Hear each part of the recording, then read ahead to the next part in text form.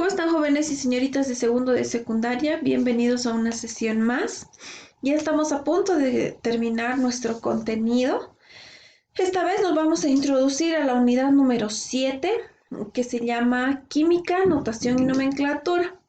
Esto es un resumen de todo lo que hemos estado desarrollando durante el año y el año anterior, ¿no? Vamos a hablar primero sobre la historia de la química. Vamos a hablar sobre una breve reseña histórica, donde pues las muchas generaciones de seres humanos que ya han pasado han ido descubriendo y utilizando, además transformando la materia para el beneficio, tanto del ámbito personal como del ámbito social. Entonces vamos a ver qué es lo que ha pasado en determinadas épocas de la vida sobre la historia de la química. En la Edad Antigua, aproximadamente 5.000 años antes de Cristo, desde los 5.000 años antes de Cristo hasta 500 años después de Cristo, vamos a ver que los primeros indicios de actividades productivas relacionadas con la química se dieron en el ámbito de la minería y la metalurgia. Se desarrolló la explotación de los minerales y también se descubrió un punto muy alto de avance que fue la invención del bronce y el estaño, ¿no? Además, los egipcios comenzaron a fabricar con vidrios, esmaltes, jabones, perfumes y sales de potasio imitaciones de metales y piedras preciosas. Empedocles, ya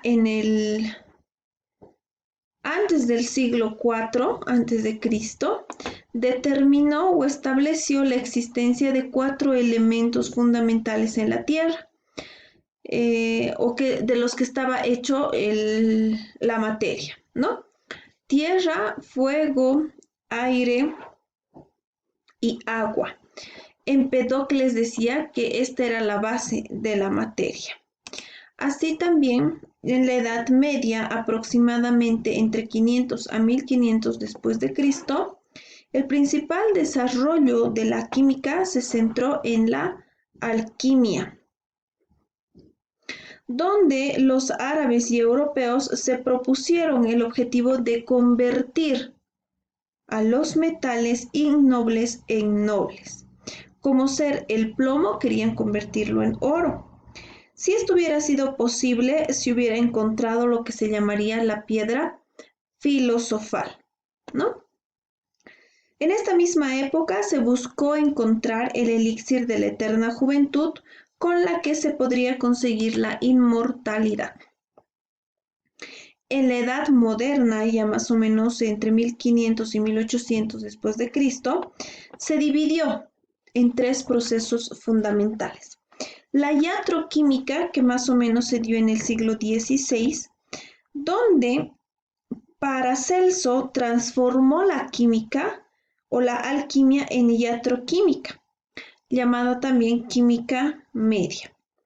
La transición entre la alquimia y la química verdadera, para Paracelso asumió que todo proceso de la vida tenía un origen químico.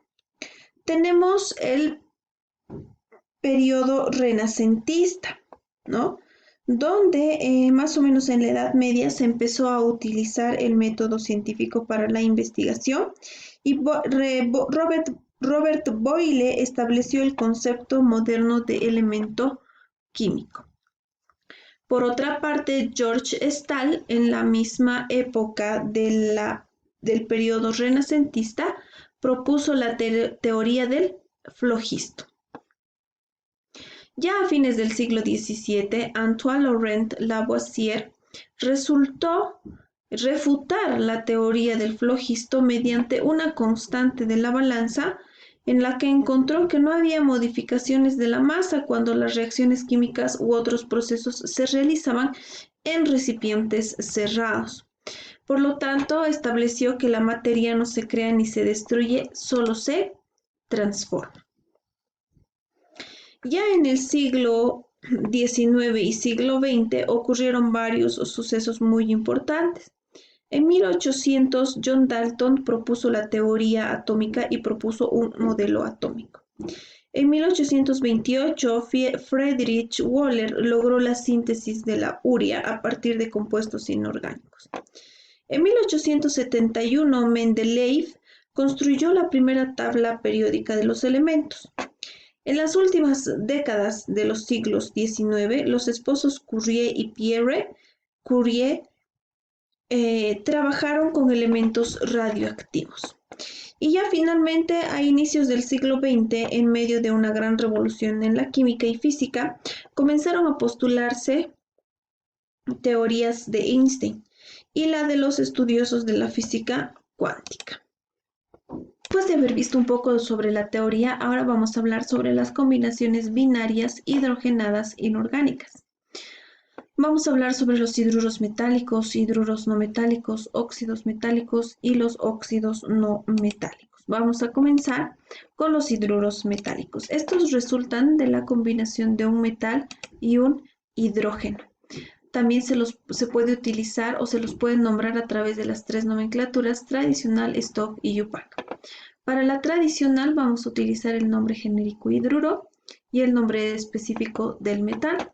En la stock vamos a utilizar el nombre genérico de la función, un nombre específico y la valencia del metal en números romanos y entre paréntesis. Para la UPAC vamos a usar los prefijos de acuerdo a los subíndices, así también de un nombre genérico y un nombre específico, como muestra el ejemplo, ¿no?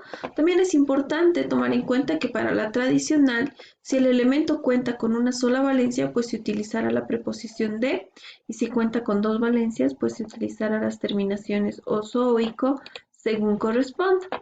Los hidruros no metálicos resultan de la combinación del hidrógeno, quien trabaja con su valencia positiva, y el no metal, que va a trabajar con su valencia negativa. Ahora vamos a dar un ejemplo sobre los hidruros no metálicos, quienes se forman cuando el hidrógeno reacciona con la primera y la segunda familia de los no metálicos. Vamos a ver que hay dos formas de nombrarlos, cuando está en estado líquido y cuando están en estado gaseoso. Cuando están en estado líquido se utiliza el nombre genérico ácido y el nombre específico del no metal terminado en hídrico.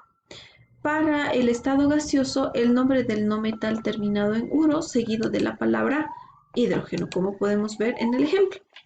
Los óxidos metálicos resultan de la combinación del metal y el oxígeno. Se utilizan las tres nomenclaturas. En la tradicional vamos a utilizar el nombre genérico, pero esta vez va a cambiar. Ya no va a ser hidrógeno, sino directamente óxido. Y el nombre específico del metal. Para la nomenclatura stock vamos a trabajar con el nombre genérico, un nombre específico y la valencia del metal en números romanos y entre paréntesis.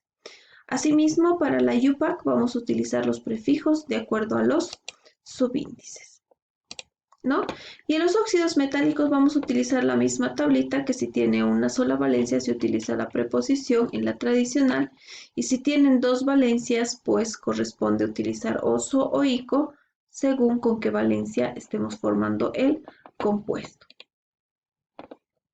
Los óxidos no metálicos, también llamados anhídridos, resultan de la combinación del no metal y el oxígeno. El nombre genérico esta vez va a ser anhídrido y el nombre específico del no metal pues utilizando los sufijos correspondientes, oso, ico, perico y poso. El nombre genérico de la función y un nombre específico más la valencia en números romanos y entre paréntesis van a formar la nomenclatura stock. Para la UPAC vamos a utilizar los prefijos de acuerdo a los subíndices y vamos a utilizar también un nombre genérico y un nombre específico. Acá están las tablitas. Tenemos las posibles valencias de cada uno de los elementos y en caso de trabajar con una de ellas, qué tipo de sufijo y prefijo vamos a utilizar.